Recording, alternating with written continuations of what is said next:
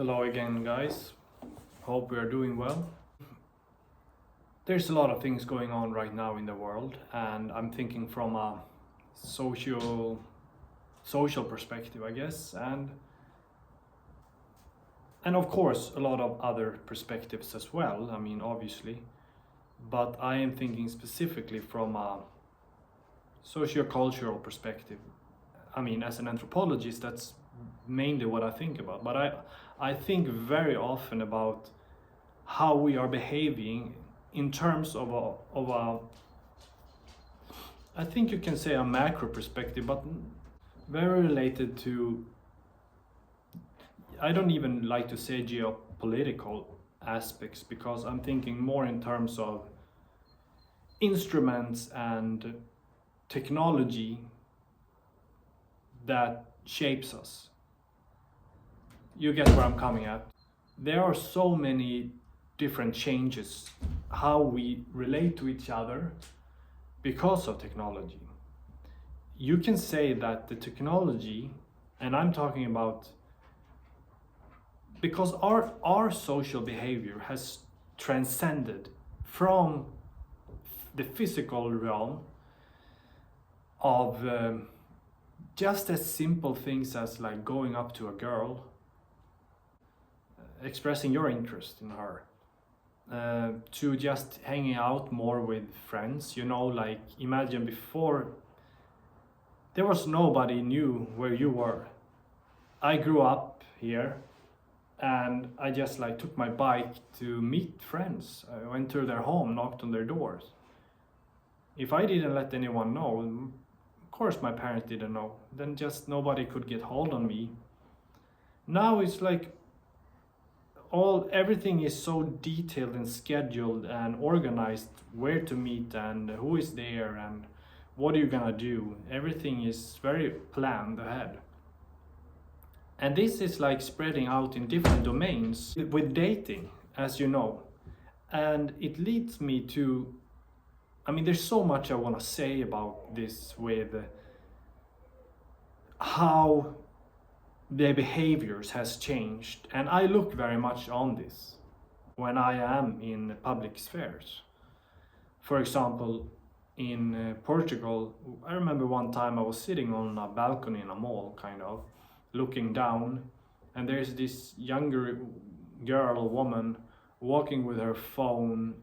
You know how people walk with both of their hands wrapped around their phone and just face down, walking straight through the mall, and groups coming towards this woman or just separating and going back in.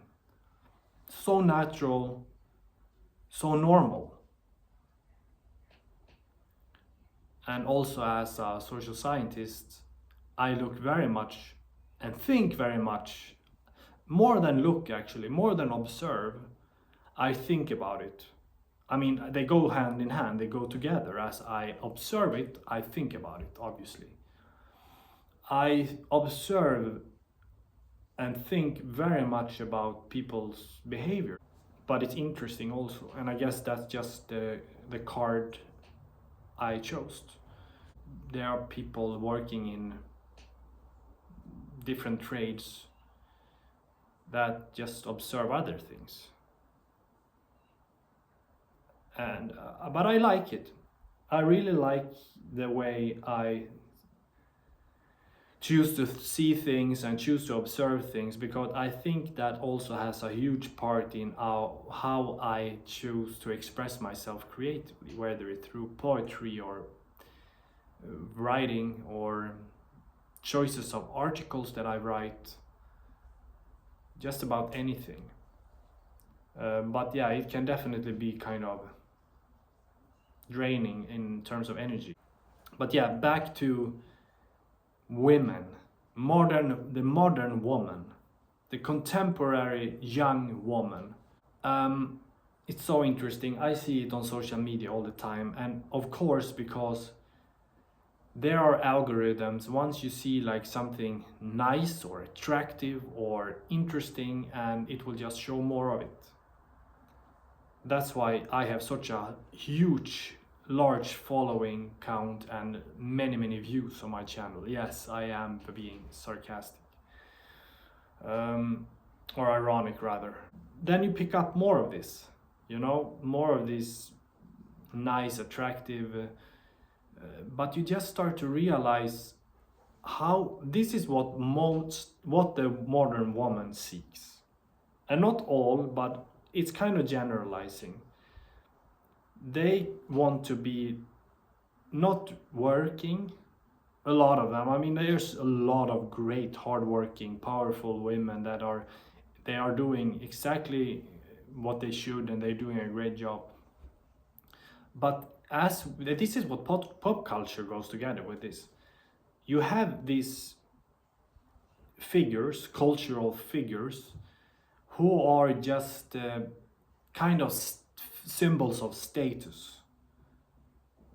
It's everything from, it's so visual. And you know this from, you have seen this on magazines before, you know, fashion, pop culture, movie stars, actresses, and let's just call it the pop cultural industry.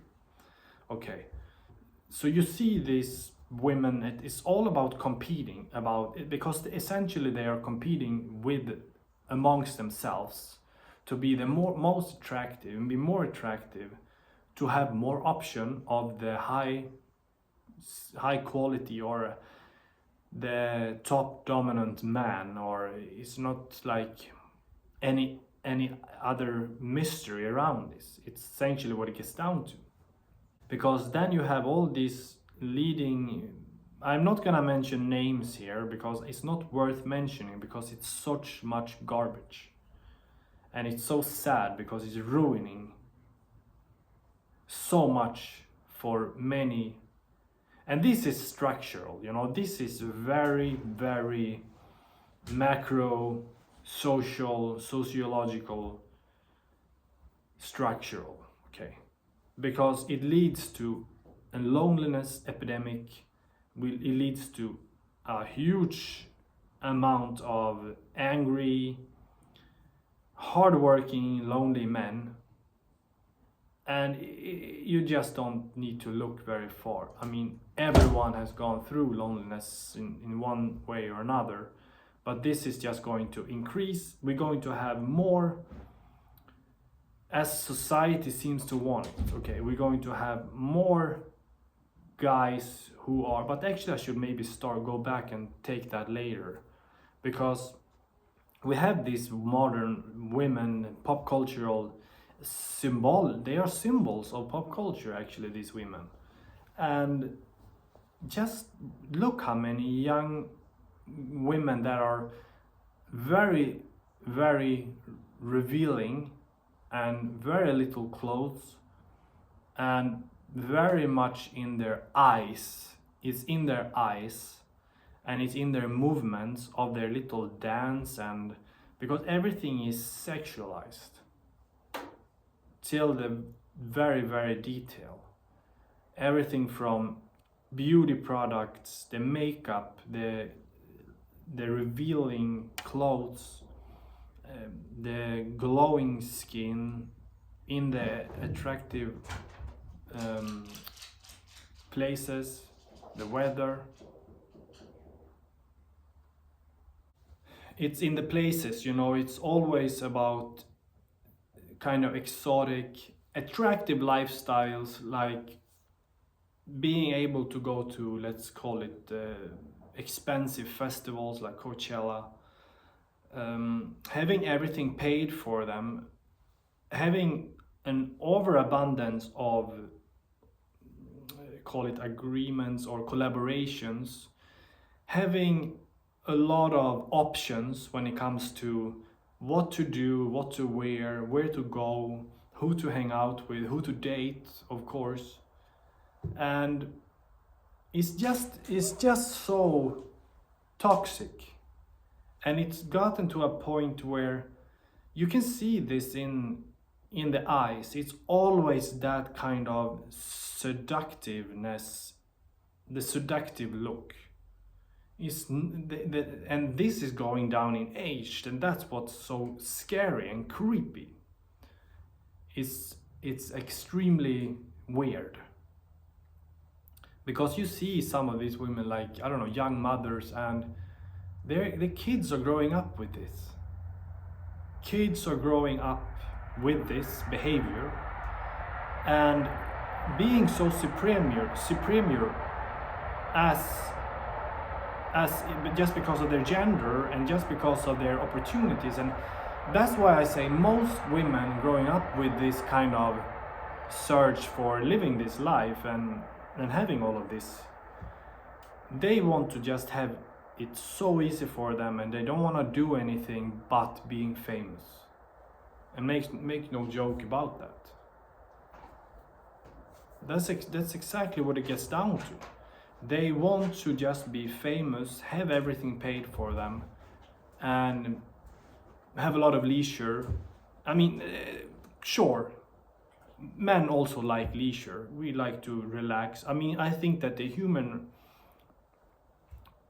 race probably is, it sounds wrong to say lazy, because we are so productive, we're so creative, and we are so interesting beings and species, or species rather.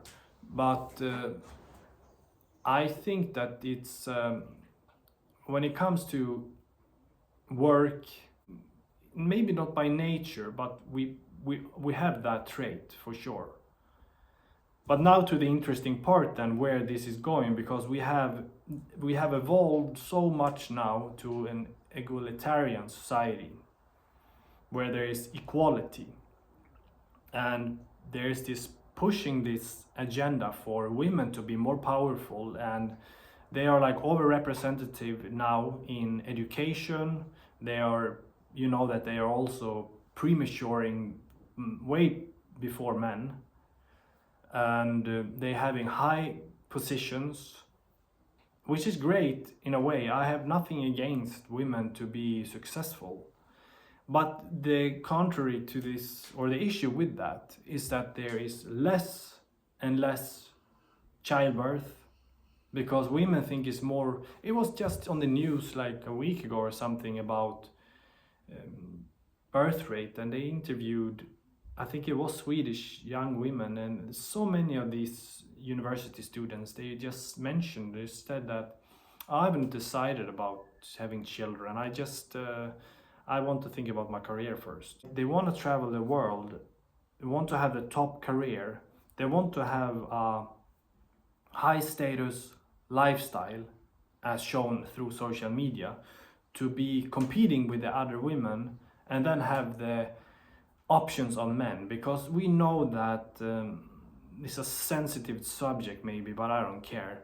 Most women just want to date around, not settle with a good guy that they maybe met in high school. I mean, it happens, of course, but then they just see this other guy who that would never stayed with them long term, because they, as we know, many girls, they try to tame something that they can't tame, and that makes them feel angry and bitter because they couldn't get this person who just played with them, and it's all his fault because he has all of these other options.